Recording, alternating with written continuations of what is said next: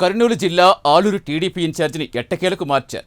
నియోజకవర్గ ఇన్ఛార్జి కోసం నాయకులు పోటీలు పడ్డారు. మొత్తానికి ఇన్ఛార్జ్ పదవి వైకుంఠం ఇంటికే చేరింది.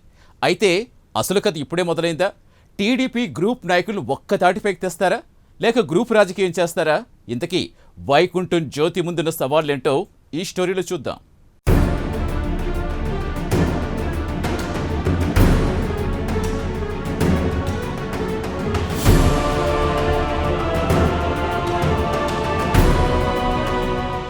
నాలుగు నెలలుగా ఆలూరు ఇన్ఛార్జిని మార్పు తథ్యమంటూ జరుగుతున్న చర్చకు అధినేత చంద్రబాబు తెరదించారు. కూటమి అధికారం చేపట్టినప్పటి నుంచి ఇన్ఛార్జిగా కొనసాగిన వీరభద్ర గౌడ్ను బాధ్యతల నుంచి టీడీపీ తప్పించింది. వైఎస్ఆర్సీపీ ఎమ్మెల్యే ఉన్న ఆ నియోజకవర్గానికి కొత్త ఇన్ఛార్జిని నియమించింది. మరోసారి మహిళా నేతకు అవకాశం కల్పించింది.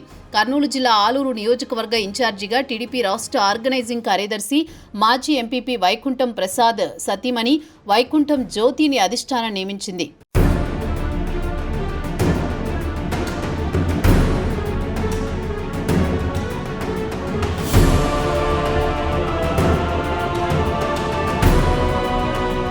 అయితే ఆలూరులో టీడీపీకి బలమైన క్యాడర్ ఉంది. తరచూ అభ్యర్థులను మార్చడం వలన 5 సంవత్సరాలు కష్టపడి పనిచేసిన ఇన్ఛార్జీలను కాదని వేరే వారికి టికెట్ ఇవ్వడంతో ఓడిపోతున్న పరిస్థితి ఏర్పడింది. పార్టీ ఇన్నిసార్లు ఓటమి పాలవడానికి ప్రధాన కారణం అధిష్టాన నిర్ణయం అనే చెప్పక తప్పదు. నియోజకవర్గంలో అత్యధికంగా బీసీలు ఉంటారు. అయితే బీసీలు ఎవరికి సపోర్టుగా నిలిస్తే వారిదే గెలుపు. అయితే బీసీల కన్నా తక్కువగా ఉన్న కమ్మ సామాజిక వర్గానికి చెందిన వైకుంఠం కుటుంబానికి ఇన్ఛార్జు పదవి లభించింది.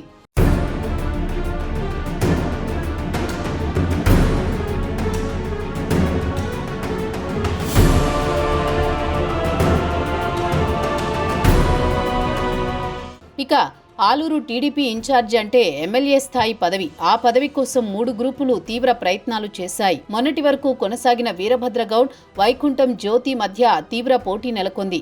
ఈ ఇద్దరు నాయకులు తమకున్న పరిచయాలతో అధినేత చంద్రబాబు, నారా లోకేష్ ను పలుమార్లు కలిసి ఇన్ఛార్జి పదవికి తమకి అవకాశం ఇవ్వాలని కోరారు. నియోజకవర్గంలోని పరిస్థితులను దృష్టిలో ఉంచుకుని వైకుంఠం జ్యోతిని సెగ్మెంట్ ఇన్ఛార్జిగా ప్రకటించారు. ఎన్నికల సమయంలో కూడా వైకుంఠం జ్యోతి ఇన్ఛార్జి పదవి కోసం తీవ్ర ప్రయత్నాలు చేశారు.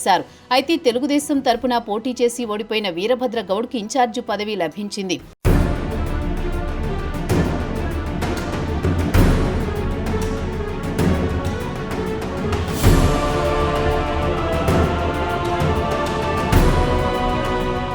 అయితే గత ఏడాది జరిగిన ఎన్నికల్లో సైకిల్ పార్టీ తరపున వీరభద్రగౌడ్ పోటీ చేసి ఓడిపోయారు. ఇంతటి హవాలో కూడా గౌడ్ ఓడిపోవడంతో అధిష్టానం ఆయనను పక్కన పెట్టడం మొదలుపెట్టింది. ఇన్ఛార్జి పదవిలో కొనసాగుతున్న 3-మెన్ కమిటీ వేసి నియోజకవర్గంలో పలు కార్యక్రమాలు నిర్వహించారు. ఈ కార్యక్రమంలో వీరభద్రగౌడ్ పాల్గొనలేదు. దీంతో వీరభద్రగౌడ్ అనుచర వర్గం తమ నాయకుడు లేకుండా ఏ విధంగా కార్యక్రమాలన్నీ నిర్వహిస్తారని జిల్లా అధ్యక్షుడితోనే గొడవకు దిగిన పరిస్థితి. దీనిపై అధిష్టానం సీరియస్ అయి వీరభద్రగౌడ్ను పిలిపించి మందలించింది.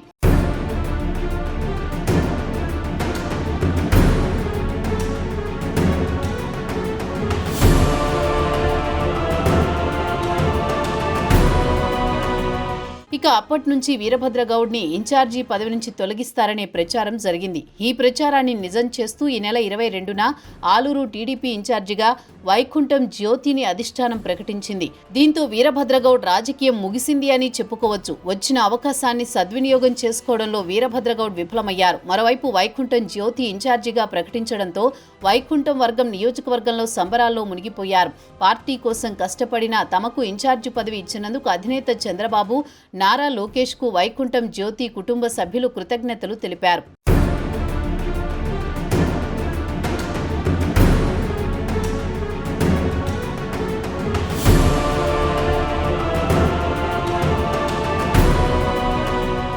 ఆలూరులో వైకుంఠం కుటుంబం మొదటి నుంచి టీడీపీ పార్టీ కోసం కష్టపడి పనిచేశారు. అయితే ఎన్నికల సమయం వచ్చేలోపు వారికి టికెట్ చేయి జారుతూ వచ్చింది.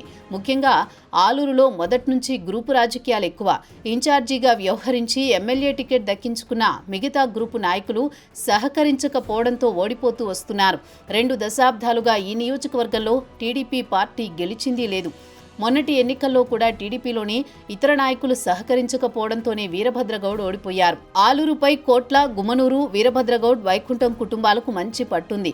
అయితే వీరిలో ఒకరికి టికెట్ ఇచ్చి మిగతా 3 గ్రూపులు సపోర్ట్ చేయరనేది నియోజకవర్గంలో అందరికీ తెలుసు.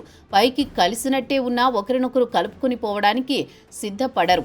దీంతో 2004 నుంచి మొన్నటి వరకు టీడీపీ గెలిచే అవకాశం ఉన్నా ఓడిపోతూ వస్తోంది.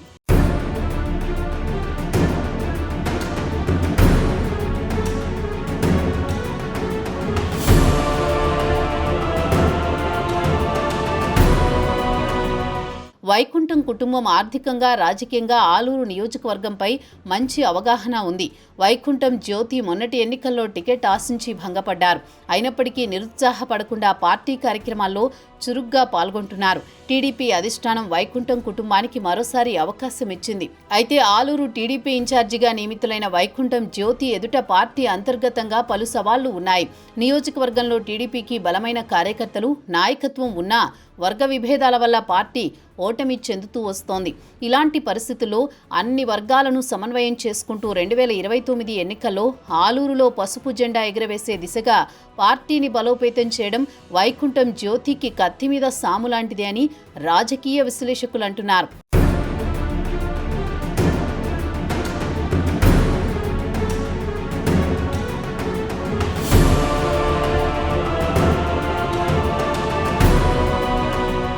మరోవైపు స్థానిక సంస్థల ఎన్నికలు దగ్గర పడడంతో వైకుంఠం వర్గం ఎలాంటి వ్యూహాలు పన్నుతారు అని అందరూ ఎదురు చూస్తున్నారు.